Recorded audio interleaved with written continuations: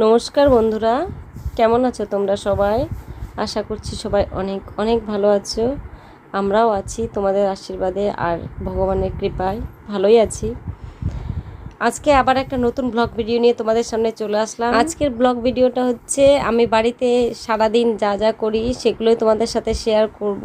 এখন সকাল মোটামুটি 7টা মতো বাজে, আর আমি বাসি কাজ যেগুলো হয় সেগুলো সেরে আমি কিন্তু রান্নাতে বসে গিয়েছি। রান্না করছি আজকে গ্যাসে, কেননা সকাল সকাল রান্না করছি, এই জন্য বাড়িতে মা নেই আর তোমাদের দাদাভাই গানে আছে আজকে, যদিও ও বাড়ি আসবে।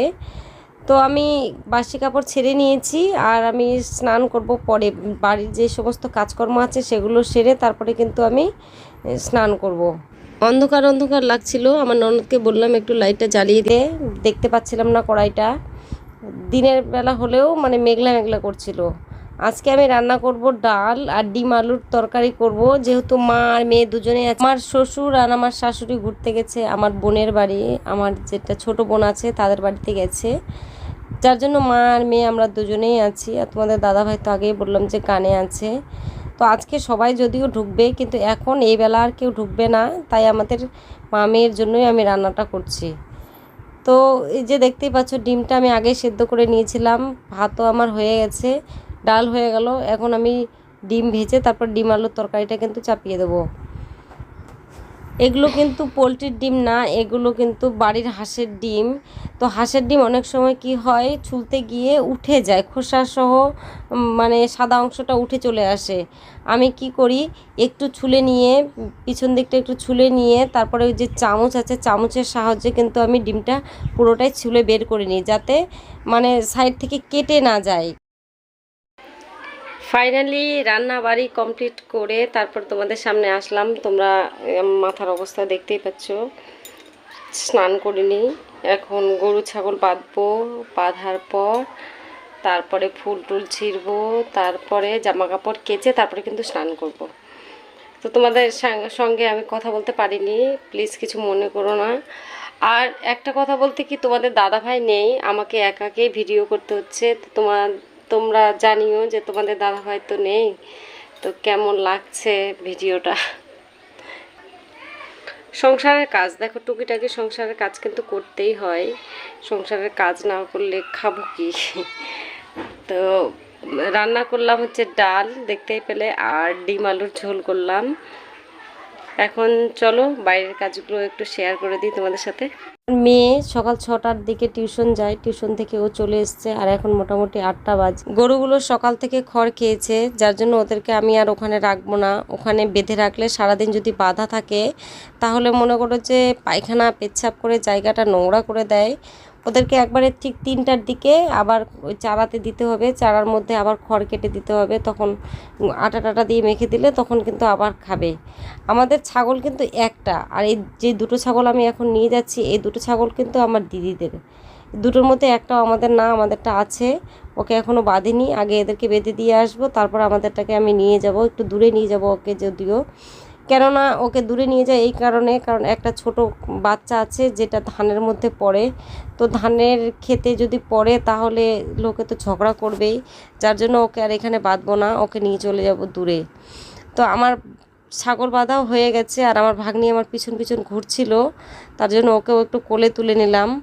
আর গরুগুলো সরিয়ে দেওয়ার পরে যে গোবর টোবরগুলো হয় সেগুলো পরিষ্কার করে জায়গাটা ঝাড় দিয়ে আমি পরিষ্কার করে রাখি। সকাল থেকে আমার কিন্তু কিছুই খাওয়া হয়নি, যেহেতু মেয়ে না খেয়ে টিউশন যায়। ও আসার পরে আমরা কিন্তু মা মেয়ে একসাথেই খাই। তো ও চলে এসছে, অনেক সময় হয়ে গেছে, আমি এই কাজগুলো সারলাম জন্য আমার দেরি হলো। এখন আমি হাত পা ধুয়ে তারপরে কিন্তু আমরা মা মেয়ে দুজনে খাবার খাবো। খাবার খেয়ে তারপরে যে বাদ বাকি কাজগুলো আছে তারপরে কিন্তু আমি করব। দেখো মেয়ে যখন টিউশন থেকে আসে, আমি যদি আগে খেয়ে নিই তখন মেয়ে বলে কি, মা তুমি খেয়ে নিয়েছো? আর যদি একসাথে খায় তাহলে মা মেয়ে দুজনে একসাথে খেলে ওরও ভালো লাগবে, যার জন্য আমি কিন্তু থেকে যাই যতক্ষণ না পর্যন্ত আমার মেয়ে আসে, ততক্ষণ পর্যন্ত কিন্তু আমি খাবার খাই না। আর তোমাদের দাদা ভাই থাকলে খাওয়া হয়, যেহেতু তোমাদের দাদা ভাই নেই বাড়িতে, তো খাওয়ার টাইম টেবিল আমার ঠিক থাকে না। এই কাজগুলো আমি স্নানের আগে করছি এই জন্য, যাতে স্নানের পরে আমাকে এগুলোতে আবার হাত না দিতে হয়। খড় কি হয়, তোমরা যারা খড় কেটেছো তারা জানো যে খড় কাটলে কীরকম গা চুলকোয়। তো আমার তো বিশেষ করে খুব মানে কিচকিচ করে, ভালো লাগে না, যার জন্য আমি আগে আগে কেটে নিচ্ছি। তো তোমাদের সাথে গল্প করতে করতে আমার খড় কাটা প্রায় কমপ্লিটই হয়ে গেল। এরপরে আমাকে যেতে হবে পুকুরে জল নিয়ে আসতে, জল নিয়ে এসে চারার মধ্যে দিতে হবে। সে গরু যখন আনবো তখন কিন্তু জল খাবে, খড় খাবে গরু। এখন বর্ষার সময় পুকুর জলে ভরে গিয়েছে, যার জন্য আমি পুকুর থেকেই কিন্তু জল এনে দেব। পুকুর থেকে জল এনে দিচ্ছি এই কারণে যে পুকুরের জলটা এখন ভরে আছে, তো গন্ধটা কিন্তু করবে না সেরকম। আর যখন জল ছোট হয় তখন কিন্তু পুকুরের জলে একটা গন্ধ হয়ে যায়, তখন কিন্তু গরু খেতে চায় না। আর এখন কিন্তু আরামসে খেয়ে নেবে। সকালবেলা বাড়িঘর ঝাড় দিয়েছিলাম, ঝাড় দেওয়ার পরেও এখন যেহেতু মোটামুটি 10টা মতো বাজে, এখন বাড়িঘরগুলো আবার ধুলো ধুলো করছে, আর হাঁটতে একদমই ভালো লাগছে না। যার জন্য ভাবলাম যে আরেকটু ঝাড়ঝাঁটা দিয়ে দিই, ঝাড়ঝাঁটা দিয়ে তারপরে কিন্তু আমি ফুল ছিঁড়তে যাব। আর আজকে হাওয়া উঠেছে খুব, তো এদিকের নোংরা এদিকে যাচ্ছে, এদিকে নোংরা এদিকে যাচ্ছে, তবু মানে ঝাড়টা দিয়ে দিলাম, ওভাবেই ঝাড় দিয়ে দিলাম। আর তোমাদের দাদাভাই গানে গেছে, কিন্তু গাড়ি নিয়ে যায়নি, যেহেতু দূরে গান করতে গেছে, যার জন্য গাড়িটা নিয়ে যায়নি। ও আজকে বাড়ি আসবে। তো ঝাড় দেওয়া কমপ্লিট হয়ে গেল, এখন আমি চলে যাচ্ছি ফুল ছিঁড়তে। মাথায় ঘোমটা দিয়েছি কারণ খুব রৌদ্র করছে। আমি পুজো করলে আমার অল্প ফুলে হয় না, আমি মানে ফুল মন্দিরটা যেন ভরে যায়, যেখানে ঠাকুরটা থাকে সেই জায়গাটুকু যদি সুন্দর করে ভরে দিই তাহলে আমার খুব ভালো লাগে। তার জন্য আমি কি করি, একটু বেশি করেই ফুল ছিঁড়ি। অনেকে হলে কি করতো, এইটুকু ফুল দিয়ে পুজো দিয়ে দিত, কিন্তু আমার ভালো লাগে না অল্প ফুল দিয়ে পুজো দিতে। আর এই ফুলগুলো না একটু সাদা টাইপের হয়, তো ভালো লাগে না। একটু কাকিমাদের গাছ আছে পাশে, কাকিমাদের গাছের ফুলগুলো সেই সুন্দর ফোটে, বড় বড় ফোটে। আমি ওখানে প্রত্যেক দিন ফুল ছিঁড়তে যাই। আর এই হাঁসের বাচ্চাগুলো খুব কাঁদছিল, এদেরকে নতুন হাট থেকে কিনে নিয়ে এসছে মা বৃহস্পতিবার করে। তো এদেরকে জলে নামিয়ে দিলাম, আর এরা ভয়ও পাচ্ছিল খুব, এরা নতুন তো পুকুরে কোনো দিন নেমেছি কি নামেনি, তো ওদেরকে জলে দিয়ে দিলাম। আমি এখন চলে যাচ্ছি ফুল ছিঁড়তে। আর এই বাড়িটাতে 1 বছর মতো হলো কেউ থাকে না, আর এদের বাড়ির পাশেই এখানেই একটা ফুলের গাছ আছে। দূরে আর কোথায় যাব, আর সেরকম ফুলও পেলাম না, কয়েকটা মাত্র ফুল পেলাম। আর আমার ননদটা ওখানে বসে খাবার খাচ্ছিল, আর এটা ওদেরই বাড়ি, ওদের বাড়ির পাশে এই ফুলের গাছটা হয়েছে। তো এখান থেকেই আমি ফুলগুলো প্রত্যেক দিন ছিঁড়ে নিয়ে যাই। আর এই নিত্যবলতী ফুলগুলো দেখতে আমার খুবই ভালো লাগে, এগুলো দিয়ে মন্দিরটা সাজালে সত্যিই খুব সুন্দর লাগে দেখতে। আর এই বাগানটা আমার কাকিমা লাগিয়েছে, আর এই বাগানের ফুলগুলো সবাইকে ছিঁড়তে দেয় না, আমি একমাত্র ছিঁড়ে নিয়ে যাই, অন্য কেউ ছিঁড়ে নিয়ে গেলে কিন্তু ঝগড়া করে। তার মধ্যে চলে এসছে এক ফেরিওয়ালা, ফেরিওয়ালাগুলো এমন এমন জিনিস নিয়ে আসে এমন এমন টাইমে, কি আর বলবো। ওরা এত সুন্দর সুন্দর জিনিস নিয়ে আসে সাইকেলে বেঁধে, আর বলে কি ছেঁড়া চুলের বদল আছে, ভাঙা চূড়ার বদল আছে।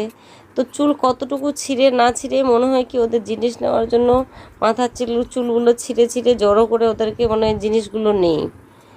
তো যাই হোক, ওদের ব্যবসা, ওটা ওরা করবেই। তো আমি স্নান করে চলে এসেছি, আসার পরে কিন্তু আমি ক্রিম মেখে নিলাম, সানস্ক্রিন যেটা হয়, আমি সকালেও একবার মেখেছিলাম, আবার এখন মেখে নিলাম। মেখে নেওয়ার পর আমি কিন্তু পুজো টুজো সব কমপ্লিট করে দেবো। আর তোমাদের সামনে ওগুলো আর শেয়ার করতে পারবো না, অনেক দেরি হয়ে গেছে আমার এমনিতে স্নান খাওয়া দাওয়া করতে করতে। তোমাদেরকে তো আগেই বললাম তোমাদের দাদাভাই গানে গিয়েছিল, আজকে বাড়ি আসবে। তোমাদের দাদাভাই চলে এসছে, আসার পরে অনেকক্ষণ একটু রেস্ট নিয়েছে, যেহেতু সারা রাত্রি জাগা। রেস্ট নেওয়ার পরে ও বলছে গরমের দিন, এখনও বলছে স্নান করব। তো আমি বললাম যে ইদারাতে স্নান করো, ওই ইদারায় স্নান করবে না, বলছে অত জল তোমাকে তুলতে হবে না, আমি পুকুরে স্নান করে নেব, আমাকে খুবই খারাপ লাগছে। তো মাথা শ্যাম্পু করে নিল।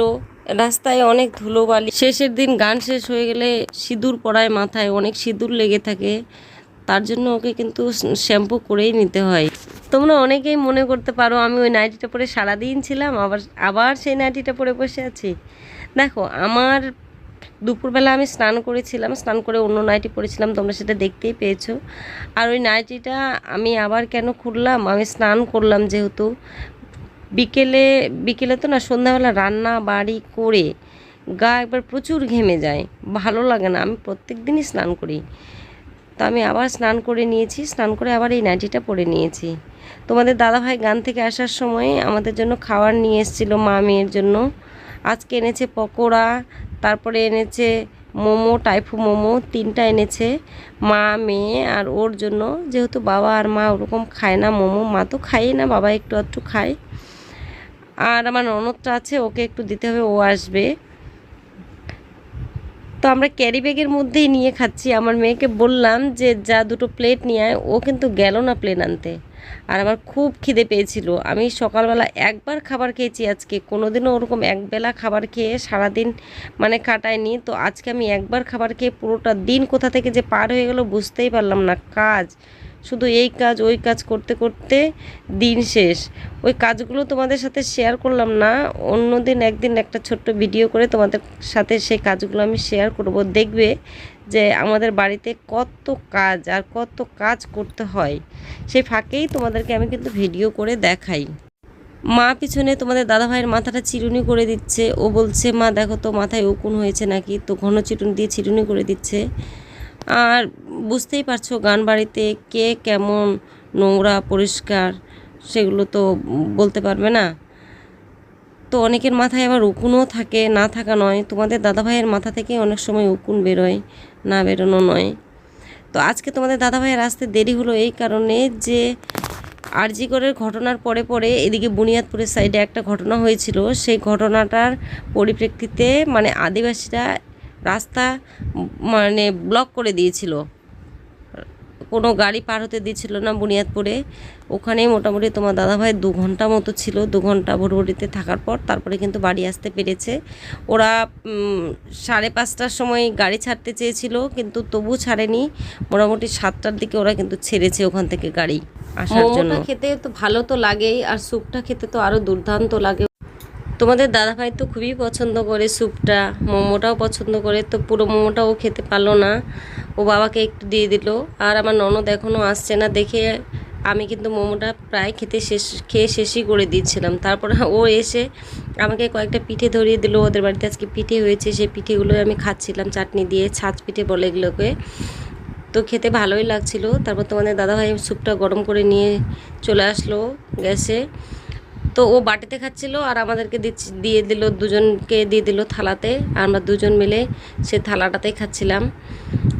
তো তোমরা অনেকেই আমাদের খাওয়া দেখে বলতে পারো যে এভাবে এরা খায়। হ্যাঁ সত্যি, আমরা ননদ, বৌদি, দাদা সবাই মিলে আমরা এভাবেই খাবার খাই খুব আনন্দ করে। আর বিশেষ করে আমার এই ননদটা যখন আসে তখন খুবই ভালো লাগে। ওর দাদা গান থেকে আসলে কোনো জিনিস ওদেরকে আমরা ছেড়ে খাই না, ওরা যখন এখানে থাকে। যেহেতু ওর বিয়ে হয়েছে অনেক দূরে, বেশিরভাগ টাইম ও এখানেই থাকে। তো আমরা এঁঠো সহ সব কিছু একসাথেই আমরা শেয়ার করে খাই। এঁঠো টেঠো এগুলো আমাদের কাছে কোনো ম্যাটার করে না। যেহেতু আমার নিজের ননদ নেই, তো ওকে আমার খুব ভালোই লাগে। ছোটোবেলায় কত ভাত মেখে খাইয়ে দিয়েছি ওদেরকে, ওর দাদাকে, ওকে। ছোটোবেলায় যখন আমি যখন স্কুল পড়তাম বিয়ের পরে, তখন আমার মেয়েকে কিন্তু ও দেখাশোনা করতো, স্নান করাতো, খাইয়ে দিত। তার জন্য ওকে কিন্তু আমার খুবই ভালো লাগে, ওকে আমি খুবই ভালোবাসি। আর সত্যি কথা বলতে ওর মেয়েটাকে তো আমি আরও বেশি ভালোবাসি। সবাই আমরা ওর মেয়েকে খুবই ভালোবাসি। আমাদের খাওয়া দাওয়া কমপ্লিট হয়ে গেল। আর তোমাদের দাদাভাই এখন আমি একটা মানে চারকোল মাস্কের কথা বলছিলাম, সেই মাস্কটা এখন লাগাবে। ও ব্যস্ত হয়ে পড়েছে। সৌন্দর্যের দিক থেকে কিন্তু তোমাদের দাদাভাই খুবই মানে ফার্স্ট, কি আর বলবো। তো চারকোল মাস্কটা দেখালাম আমি ওকে শুধুমাত্র। তো আমার ননদকে বলছে তুই লাগিয়ে দে আমাকে এই মাস্কটা। চারকোল মাস্কটা কী করে ট্যান দূর করে, প্লাস মনে করো যে ভেতরের যে নোংরা ময়লাগুলো থাকে সেগুলো টেনে বের করে দেয়। তার জন্য এই চারকোল মাস্ক যারা লাগাতে জানে আর যারা তুলতে জানে তারা সত্যি চারকোল মাস্ক মাখলে মানে গুণ পায়। তো ও বলছে আমার মেয়ে কাঁদছে, যার জন্য ও বেরিয়ে চলে গেল। এখন আমি কিন্তু তোমাদের দাদাভাইকে লাগিয়ে দিচ্ছি, জায়গাটা পরিষ্কার করে দিয়ে তারপর আমি কিন্তু ওকে চারকোল মাস্কটা লাগিয়ে দিচ্ছি। চারকোল মাস্ক লাগানোর পরে স্কিনটা অনেক কিন্তু সফট লাগে, স্মুথ লাগে, ভালো লাগে। এই চারকোল মাস্কটা আমার না, এটা আমার একটা ভাস্তির ছিল। এটা দেখে আমরা অর্ডার করেই দিয়েছি একটা, যেহেতু কোনো দিন লাগানি, সেদিন ফার্স্ট টাইম লাগাচ্ছিলাম।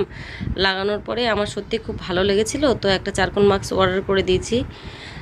তারপর তোমাদের দাদা ভাইয়ের পুরো মুখটাতে আমি ডবল লেয়ার করে করে লাগিয়ে দিচ্ছিলাম। আর এটার কিন্তু ডেটটা এক্সপায়ার হয়ে গেছিলো। তো আমার ভাসিটাকে জিজ্ঞেস করছিলাম যে ডেট এক্সপায়ার হয়ে গেছে, কোনো কিছু হবে নাকি। তো বলছে কোনো কিছু হবে না, তোমরা লাগাতে থাকো, নষ্ট হয়নি, একটু ডেটটা পার হয়েছে, 1 মাস মতো হয়েছে।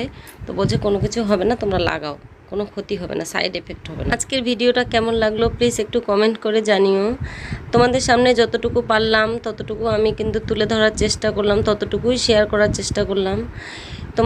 তোমাদের দাদা ভাইয়ের মুখে আমার চারকোল মাস্ক লাগানো হয়ে গেছে। আমি এঁঠোগুলো পরিষ্কার করে নিয়ে তারপরে কিন্তু যখন শুকিয়ে যাবে তখন কিন্তু আমি ওটা তুলে দেবো। তো তোমাদের দাদা ভাইয়ের মুখটা শুকিয়ে গেছে আর কারেন্ট চলে গেছিলো, যার কারণে কিন্তু তোলার ভিডিওটা আমার করা হয়নি।